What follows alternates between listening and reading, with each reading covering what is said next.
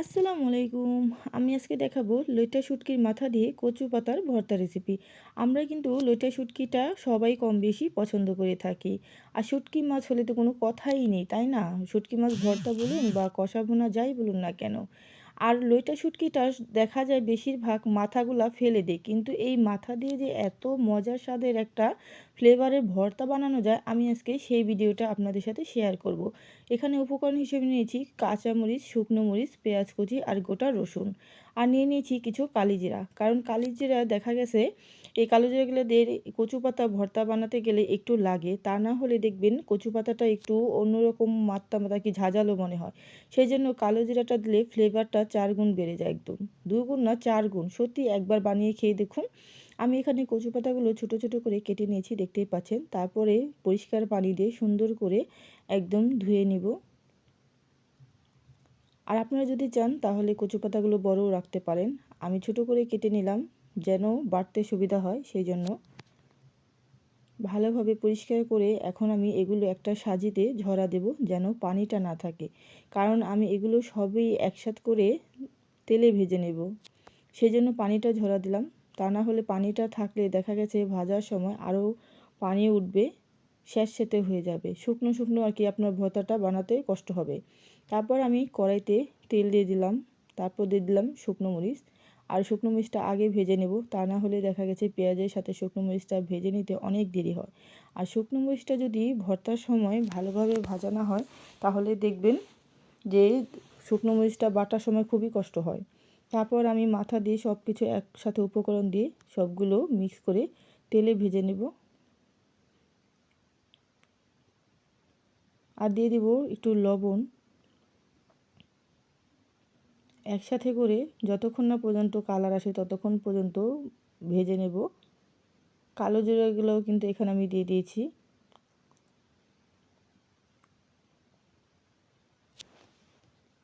আর ভর্তায় ঝাল না হলে কিন্তু দেখবেন মোটেও ভালো লাগে না। আর যারা ঝাল খেতে একদমই কম পছন্দ করেন, তারা হয়তো যে কোনো মরিচ, কাঁচামরিচ বা শুকনো মরিচ সেটা দিতে পারেন, যেটা আর কি সবটাই দিয়ে বানানো যায়। আপনার ইচ্ছা মতো আপনি বানিয়ে নিতে পারেন। তারপর এই যে কচু পাতাগুলো আমি সাজিতে ঝরা দিয়েছিলাম, সেগুলো আমি দিয়ে দিব। তারপর ভালোভাবে মিক্স করে নেব।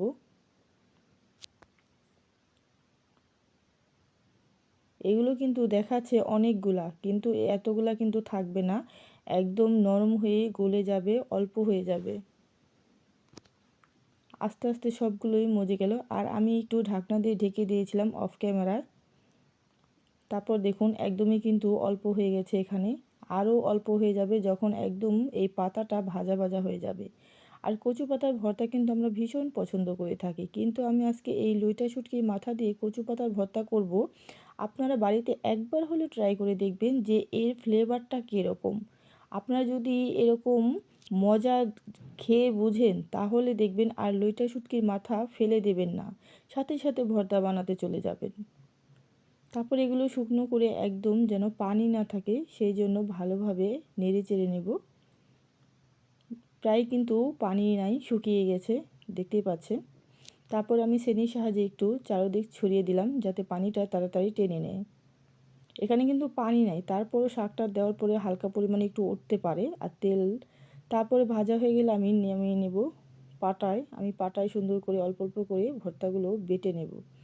আর এখানে আর কোনো কিছুই দেব না, কারণ সব কিছু দিয়েই আমার তেলে ভাজা হয়ে গেছে।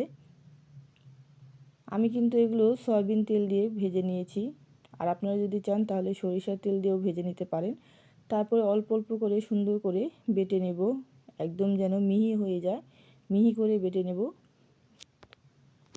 দেখতেই পাচ্ছেন যে কচু পাতায় পানি নেই বলে কিন্তু এখানে একদম শুষ্ক আছে, পানির আবরণটা যে আছে ওটা কিন্তু হচ্ছে না। আর যদি আপনি ভালোভাবে ভেজে না নেন, তাহলে কিন্তু পানি পানি উঠে যাবে, ভর্তাটাও স্যাঁতসেঁতে হয়ে যাবে, খেতেও তেমন ভালো লাগবে না। আর অনেকেই বলে কচু পাতা নাকি গলায় ধরে। আমি আজকে যেভাবে ভর্তা বানালাম, একবার বানিয়ে খেয়ে দেখুন, একদমই গলায় ধরবে না। এভাবে আমি সবগুলো ভর্তা বেটে নেব। প্রায় বাটা হয়ে গেছে, দেখতেই পাচ্ছেন আপনারা। হয়ে গেল ভর্তা বানানো। আমি এখন সবগুলো তুলে নিব। আর খুবই সহজ, একদম ইজিভাবে ভর্তা রেসিপিটা আমি আপনাদের সাথে শেয়ার করলাম। আশা করি আপনারাও বুঝতে পেরেছেন। তারপর আমি লাস্টে দিয়ে দিব সরিষার তেল। সরিষার তেলটা আপনারা যদি চান অ্যাড করতে পারেন, আর যদি না চান তাহলে বাদও দিতে পারেন। কিন্তু সরিষার তেলটা লাস্টে দিলে কি ভর্তার যে স্বাদের গুণ সেটা আরও বাড়িয়ে তুলবে। সবগুলো দিয়ে ভালোভাবে সুন্দর করে একদম মিক্স করে নেব। দেখুন, আর পাটায় বাটা ভর্তা মানেই তো বুঝতেই পারেন যে কত স্বাদের হতে পারে। তারপর আমি কিছু সামান্য মরিচ দিয়ে ডেকোরেশন করে নিলাম।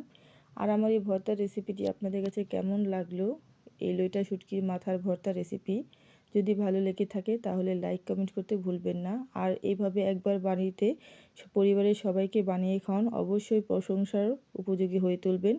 আরও বারে বার আপনাদের বানাতে বলবে। যে যেখান থেকে এতক্ষণ পর্যন্ত আমার ভিডিওটি দেখছেন সবাইকে অসংখ্য ধন্যবাদ। আর পরবর্তী ভিডিওটি পাওয়ার জন্য নোটিফিকেশন অন করতে ভুলবেন না। আল্লাহ হাফেজ।